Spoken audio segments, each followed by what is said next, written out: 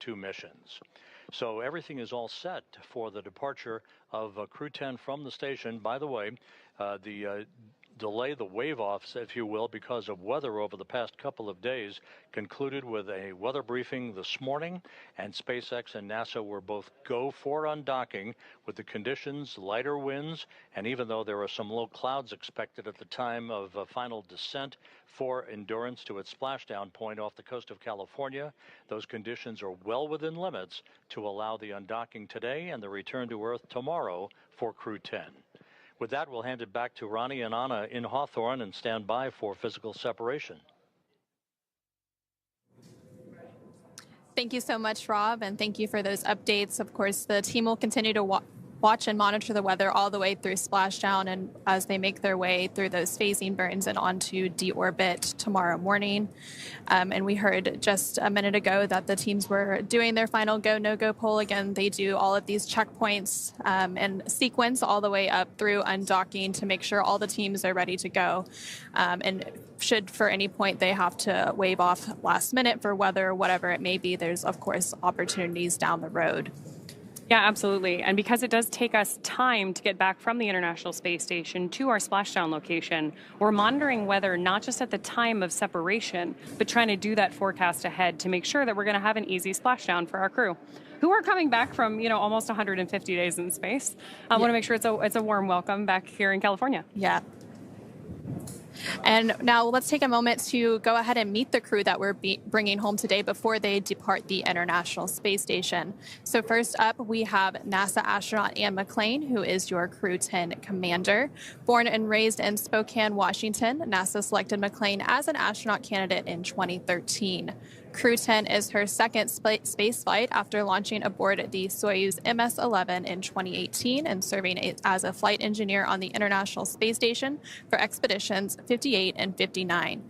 At the conclusion of this mission, as Rob mentioned, she will have spent 352 total days in space across her 2 missions, completing a total of 3 spacewalks for 18 hours and 52 minutes outside the orbiting laboratory. McClain is a West Point graduate and a colonel in the U.S. Army. She's a highly decorated Master Army aviator and has more than 2,000 flight hours in 20 different aircraft. McClain is also an avid rugby player and a former member of the USA Rugby Women's National Team, and she currently lives in Houston, Texas. The pilot for CREW-10 is NASA astronaut Nicole Ayers. CREW-10 is her first space flight, a major in the U.S. Air Force and the first member of NASA's 2021 astronaut class named to a crew. Following this mission, Ayers will have logged 148 days in space, completing 1 spacewalk for a total of 5 hours and 44 minutes outside the space station. Ayers is a graduate of the U.S. Air Force Academy. Dragon SpaceX on the Big Loop. Final reconfigurations for undock are complete and nominal. Ground is go for undocking. Undock sequence start time is 22:10.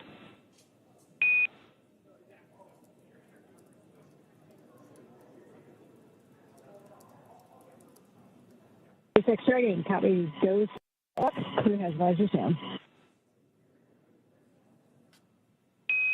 SpaceX copies, visors down.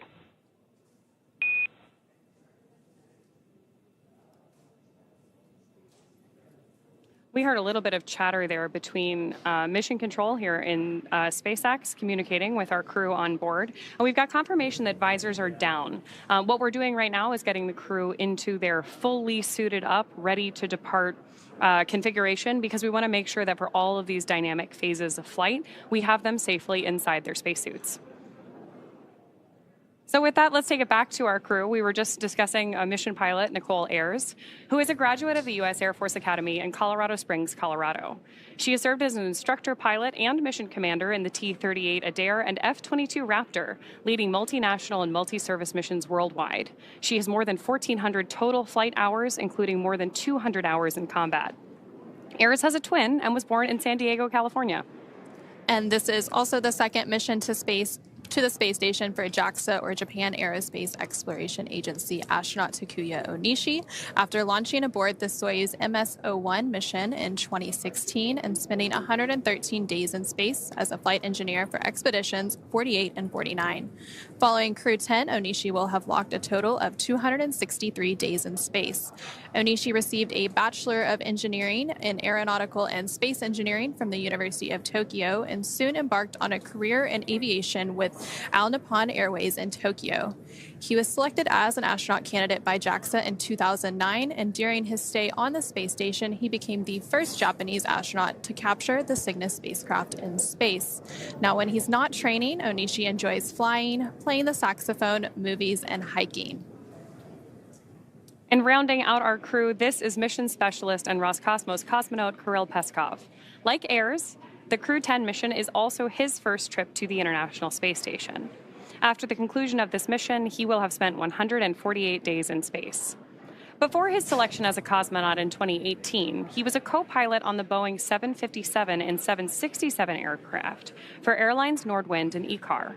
Assigned as a test cosmonaut in 2020, he has additional experience in skydiving, zero-gravity training, scuba diving, and wilderness survival.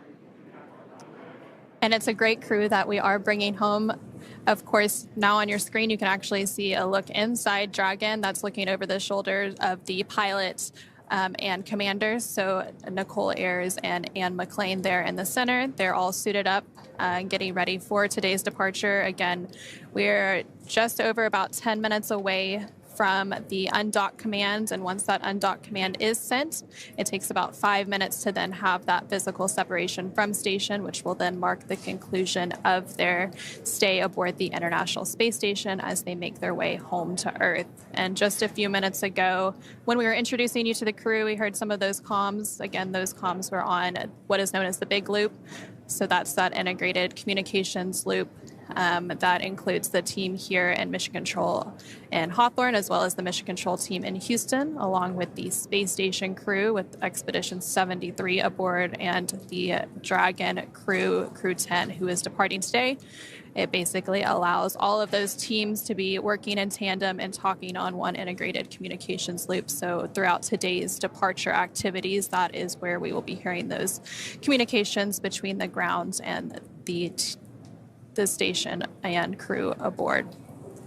And right now, the International Space Station and Dragon are orbiting about 260 statute miles above Earth, crossing the southern Indian Ocean.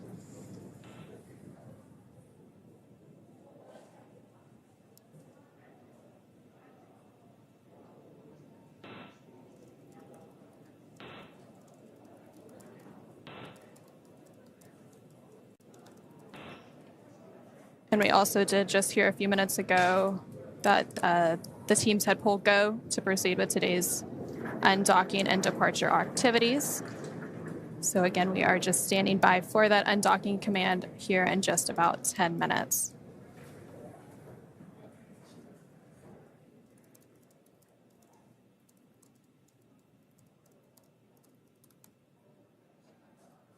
So again, right now, if you are just joining us, we are standing by for CREW-10's departure from the International Space Station. And the view on your screen right now is looking over the shoulder of the pilot and commander for today's mission, up at the 3 touchscreen displays inside the Dragon spacecraft. Our crew is going to use these touchscreens to monitor their progress as they move away from station, even though the maneuver itself is fully autonomous. And as we mentioned a few minutes ago, the Joint Flight Control teams did pull go to proceed with today's undocking and departure. And now that the Joint Flight Control teams are go for undock, we are just awaiting that undock sequence to actually begin. Again, the undock command is scheduled to be sent in about 9 minutes at 3:10 p.m. Pacific, 6:10 p.m. Eastern. Once that command is sent, it will take less than 5 minutes for Dragon to separate from the International Space Station, which has been its home for the last 5 months. At the planned undock time, SpaceX Mission Control will command the undock sequence start, which begins the automatic undocking process we were just talking about. The first step is for the umbilicals to retract. These umbilicals connect Dragon systems to the space station while docked, transferring power, telemetry, and commands between the two vehicles throughout Dragon's stay. Once that's complete, Dragon will unlatch itself from the space station by releasing the 12 hard capture hooks in 2 separate phases, which Rob was telling us about while he was with us a couple minutes ago. All that combined takes roughly 4.5 minutes. And then Dragon will be ready to depart from station and begin to move itself further and further away using the Draco thrusters on board.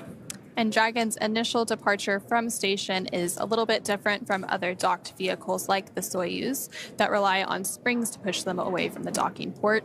Dragon will actually execute 2 short thruster firings called undock burns, and that is what physically separates Dragon from the International Space Station. Those thruster firings use a combination of the 12 Draco engines around the base of the spacecraft, with the first breaking any stiction between Dragon and the docking port, and then the second slowly backing the spacecraft away from the station's Harmony module. And again, Dragon is currently docked to the forward-facing port on the Harmony module. CREW-10 docked last Saturday to the space-facing port. And following that physical separation, which we are expecting at about 3:15 p.m. Pacific, 6:15 p.m. Eastern, we will have depart burn 0, which is the first of 4 departure burns to begin moving Dragon further away from the space station. That initial departure burn, depart burn 0, will then be followed by the second departure burn about 5 minutes later, and that will help move the spacecraft beyond the keep-out sphere. The keep-out sphere is an invisible 200-meter line centered on the space station, and it is one of several safety zones set up to govern spacecraft arriving and departing from the International Space Station.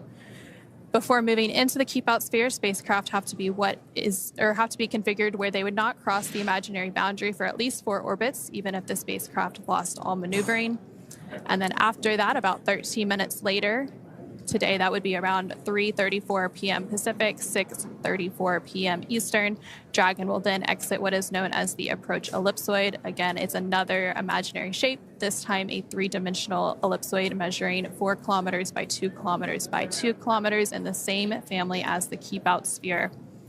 One of the key differences with the approach ellipsoid is that vehicles outside of it have to be on what we call a 24-hour safe free drift trajectory, which means the spacecraft would not cross into the approach ellipsoid for at least 24 hours, even if it lost all maneuvering.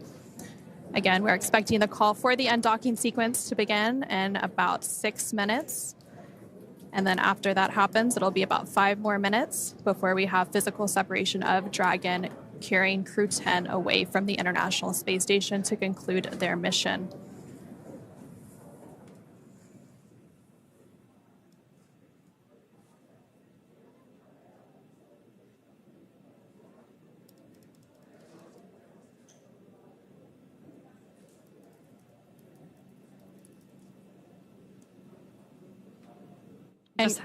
Just had a shot a second there of our crew on board working through some final checklists, preparing for that undocking sequence start.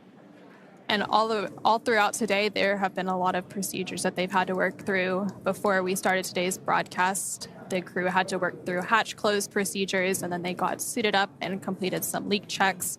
They also depressurized the vestibule, which is the area in between the Dragon hatch and the space station hatch, which prior to CREW-10's docking back in March would have been exposed to the vacuum of space. Now, of course, after they undock today, that area will then be re-exposed to that vacuum of space. And during their mission, they conducted quite a bit of science. They contributed to more than 200 different microgravity science and research experiments during their time aboard the International Space Station. And the International Space Station will actually mark a very important milestone this year. It'll be the 25th year of continuous human presence aboard the orbiting laboratory. And during that time, over 4,000 different experiments have been conducted in that unique environment. I'm always struck by when we do these webcasts talking about the expedition numbers of our crew, how many different astronauts have been on board station. And of course, today is the completion of the 10th crew rotational mission as part of the Commercial Crew program. And of course, our 10th Crew Dragon mission to the International Space Station as well. For those of you just joining us or have not watched an undocking before, in the lower left-hand corner of your screen now, you have the range and rate available so that you can help monitor along from home, just like we're monitoring here from Mission Control. The range tells you about how far away from the station we are, and the rate is the speed at which that distance is changing. So we're looking for both to increase as we move through these carefully planned maneuvers as we go through our separation, phasing burns, and ultimately head towards splashdown. And what's really interesting about undockings and dockings is that both vehicles are actually traveling at about 17,000 miles per hour. So if you think about it, the relative rate seems small and it seems like they're going so slow when you're watching it on TV, but it's really, they're going very fast, and they orbit about 260 statute miles above Earth. So as Dragon makes its way back to Earth, it of course has to lower down so that it can re-enter Earth's atmosphere, again targeting that splashdown early tomorrow morning around 8:33 a.m. Pacific. And we're now just about 3 minutes away from that undock command, which will be sent to Dragon from the ground, and that will then command the umbilicals to retract, and those umbilicals provide power between Dragon and the space station, and those were initially attached when Dragon docked to the International Space Station back in March. So then after the umbilicals retract, then we will have those hooks begin to drive open, and that will happen in 2 sets of 6. And then once that happens, Dragon will conduct those 2 short thruster firings to physically separate it from station.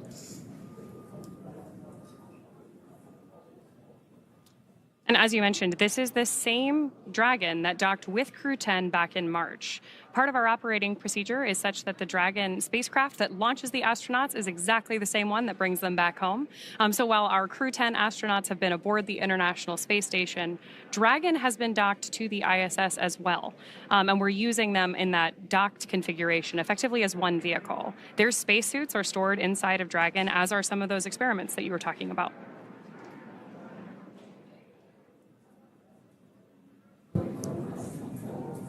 And of course, they had to repack some of those scientific experiments to make their way back to Earth. Again, we're about 1 minute away from that undock command. So as we continue to stand by, let's go ahead and check back in with Rob Navius at NASA's Mission Control in Houston. Thanks very much, you guys out in Hawthorne. Here in Mission Control in Houston, all flight controllers are set for the beginning of the end of the CREW-10 mission and the journey home that will span about 17.5 hours from the time of physical separation to the time of tomorrow's splashdown off the coast of California. We're about 20 seconds away from the issuance of the undocking command from Hawthorne. We'll stand by for confirmation of that. All of Dragon Endurance's systems are in excellent shape, as are the systems aboard the International Space Station, as we stand by about 10 seconds from now for the issuance of that undocking command.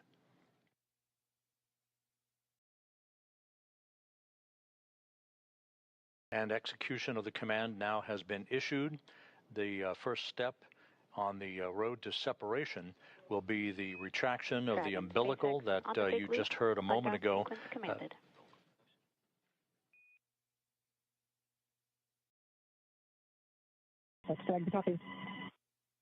And McLean, the commander of Endurance, acknowledging the issuance of the undocking command, the umbilical being retracted.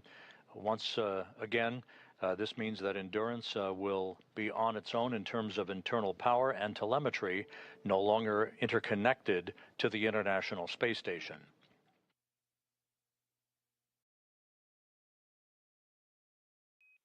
Umbilical demate complete and nominal. And the first set of hooks now traveling. 2 gangs of hooks, 6 hooks apiece, will open in sequential fashion. Hook set number 1 followed quickly by hook set number 2. And then the next step will be that 1.5 second pulse of the Draco thrusters, the undocking burn that will create the physical separation between Dragon and the International Space Station.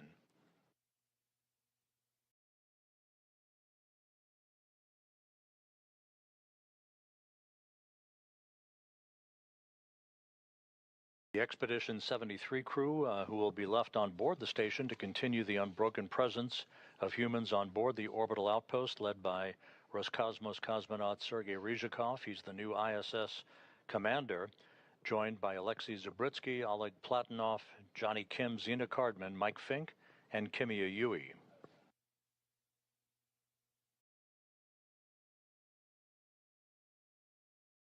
Takes about 5 minutes from the issuance of the undocking command until physical separation, so we'll be standing by to annotate the exact time and location over the Earth at the point of physical separation that will begin the trip home for Dragon Endurance.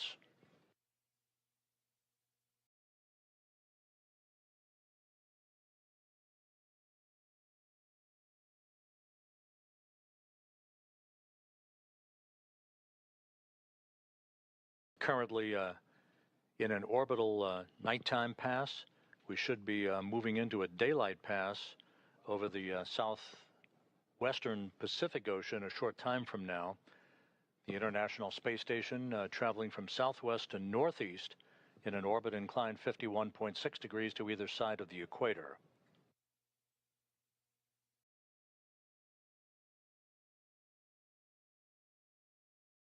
And the first set of hooks now open, now working on the second set. First set of hooks, open and nominal.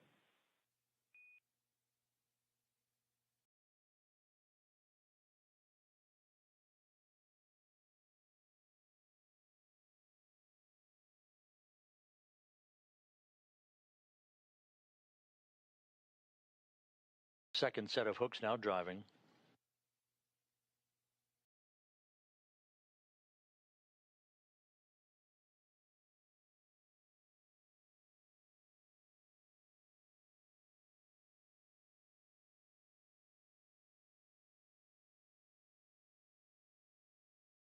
All quiet here in the mission control room here in Houston, the International Space Station Flight Control Room. Once the undocking is complete and Endurance is outside of the approach ellipsoid, which will end joint operations between us and the SpaceX team in Hawthorne, the Expedition 73 crew will move into a pre-sleep period and a lengthy sleep period overnight and an off-duty day tomorrow.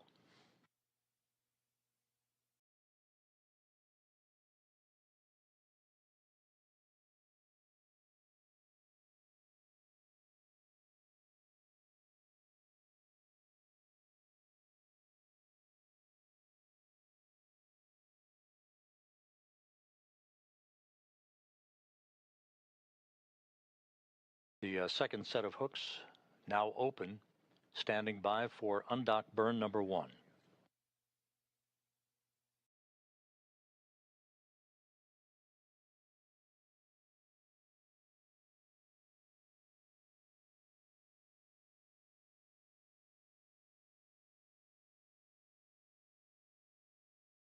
Dragon and the International Space Station flying into an orbital sunrise.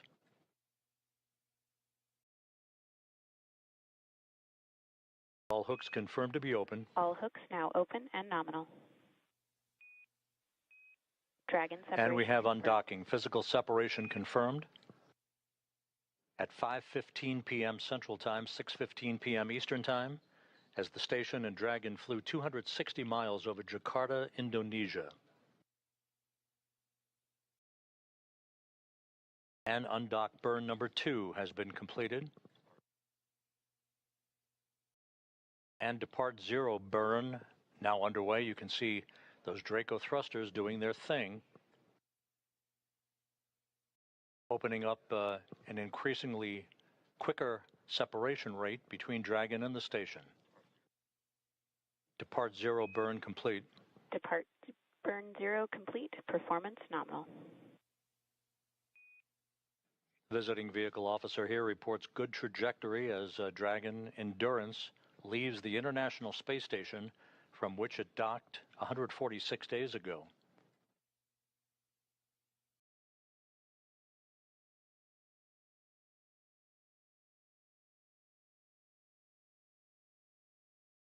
We're about 4 minutes away from depart burn number 1.